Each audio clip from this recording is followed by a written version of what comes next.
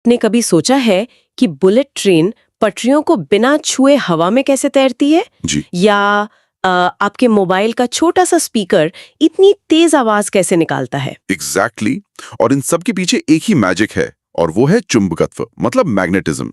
तो दोस्तों, मेरा नाम ऋषभ है और आप देख रहे हैं यूट्यूब चैनल परीक्षा पंडित। वीडियो को लाइक कीजिए, चैनल को सब्सक्राइब कीजिए, कमेंट में नेक्स्ट टॉपिक बताएं और वीडियो नोट्स के लिए हमारे टेलीग्राम चैनल को ज्वाइन करें। हाँ, और आज का हमारा ये डीप डाइव ALP CBT2 के इलेक्ट्रिशियन ट्रेड्स के लिए काफी स्पेशल होने वाला है। बिल्कुल, आज हम सिर्फ रटने वाले फॉर्मूले नहीं देखेंगे।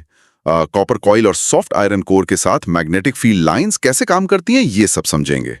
तो ऋषभ, अगर हम परीक्षा के नजरिए से देखें तो इस टॉपिक का वेटेज क्या है और शुरुआत में चुंबक के किन बेसिक गुणों से सबसे ज्यादा सवाल आते हैं? देखो, इसका वेटेज काफी ज्यादा है क्योंकि जनरेटर, मोटर या ट्रांसफॉर्मर सबका बेस यही है। और सवालों की बात करें तो सबसे बेसिक है आकर्षण, मतलब लोहा, निकल, इनको अपनी तरफ खींचना। राइट। और दूसरा दिशा बताने वाला गुण। हाँ, अगर चुंबक को लटका दो तो वो हमेशा उत्तर दक्षिण में ही रुकता है। इसी गुण की वजह से पहले नाविक लोडस्टोन का इस्तेमाल करते थे। अच्छा, ये लोडस्टोन एग्जाम में अक्सर इसका रासायनिक सूत्र पूछा जाता है ना? बिल्कुल, ये असल में मैग्नेटाइट होता है और इसका सूत्र है Fe3O4। सीधा सवाल बनता है इससे। एक डाउट है मुझे, क्या हम चुंबक को काटकर उसका सिर्फ नॉर्थ पोल या सिर्फ साउथ पोल अलग कर सकते हैं? अरे नहीं, एग्जामिनर यही फंसाता है। मोनोपोल यानी अकेले ध्रुव का कोई अस्तित्व नहीं होता प्रकृति में। अच्छा,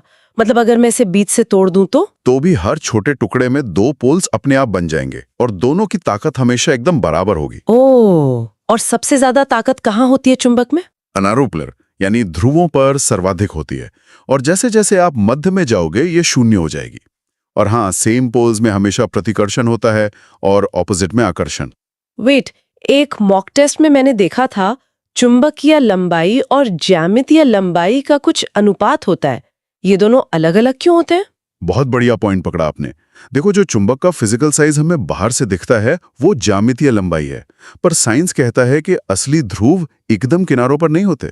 अच्छा, मतलब ध्रुव थोड़ा सा अंदर खिसके हुए होते हैं। एग्जैक्टली, इसलिए उनके बीच की दूरी यानी चुंबकीय लंबाई थोड़ी कम होती है और ये अनुपात सीधा 0.84 होता है एग्जाम के लिए।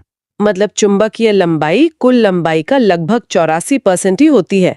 दिमाग में सेट कर लो दोस्तों। हाँ, और एक और ट्रिकी चीज है, अगर चुंबक को लंबाई के समानांतर यानी पैरेलल काटो तो उसकी प्रबलता आधी हो जाती है, क्योंकि एरिया आधा हो गया। और अगर लंबवत यानी बीच से परपेंडिकुलर काटूं तो प्रबलता समान रहेगी, क्योंकि क्रॉस सेक्शनल एरिया तो बदला ही नहीं ना।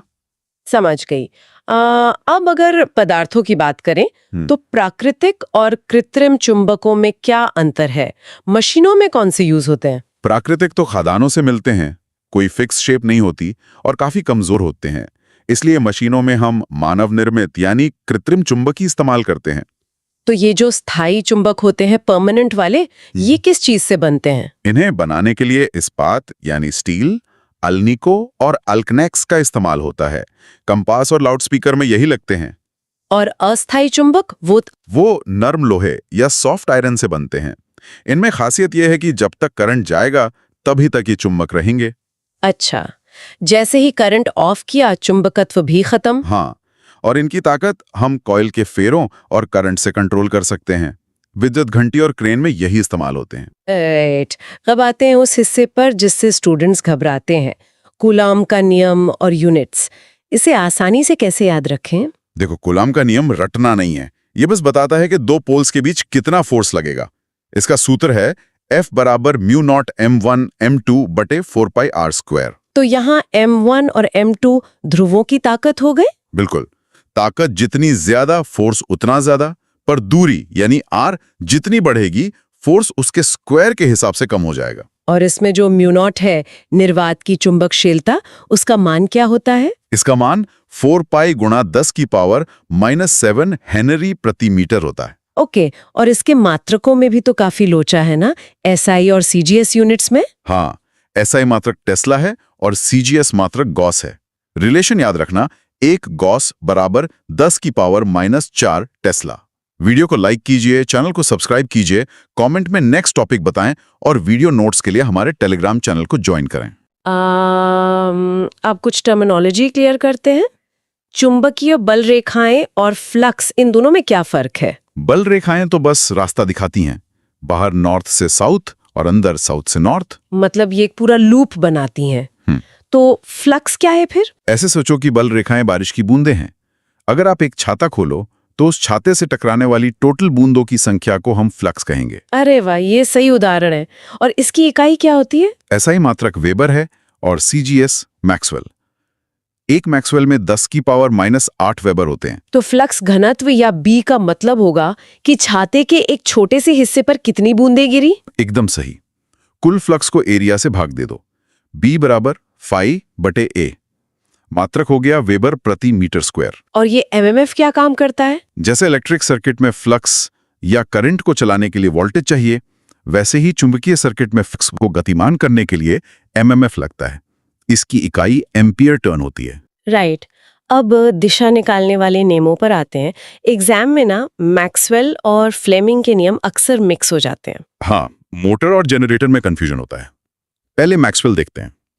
दक्षिण हस्त नियम कहता है कि दाएं हाथ में तार पकड़ो।